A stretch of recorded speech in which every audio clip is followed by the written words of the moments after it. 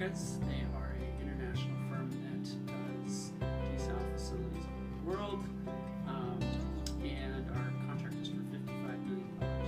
We're going to start the facility off producing 3,125 acre-feet a year, which is not its full build-out capacity.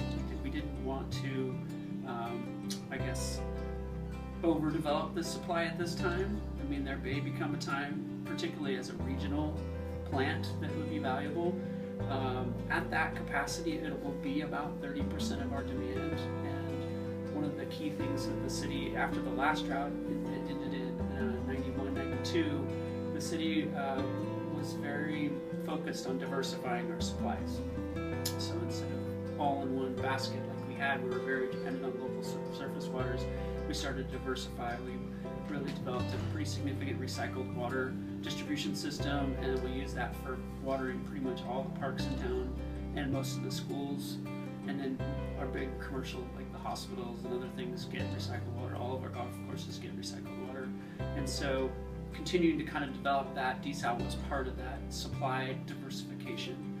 And you know, we're not sure what the future has in store, but we do with desal have the ability to pretty much replace entirely the city's demands. I think the largest impact from desal is the energy that it consumes.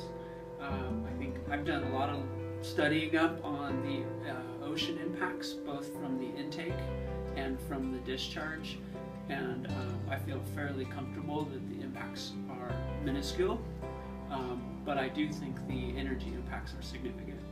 And it's been a focus of mine to try and figure out how we can diversify and ultimately power that facility with 100% renewable energy. Yeah, it's a really fascinating market. So we'll start off with the basic infrastructure. Is the state water system. If you're not familiar with the state water system, it's worth investigating, but it basically starts at the delta. There are massive pumps in the delta that pull water out of there and bring it to Southern California. And the bank for all this is a place called San Luis Reservoir. If you look at California, basically in the center of California, there's this massive reservoir. It has no natural tributaries. It was literally put out in the middle of this desolate area, but it is filled with water that is pumped out of the delta. And so when I get water, I typically store it there, and then I can call up and have it delivered. And so that, as the drought has progressed, I bought water from rice farmers in Northern California.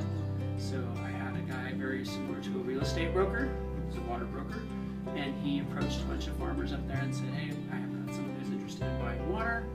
And so what they did is they sold their water instead of growing rice. And they're only allowed to idle a small portion of farmland because of the economic impacts. I think they're allowed to idle like 20% of the farmland, so it doesn't have a huge adverse impact on their local economy.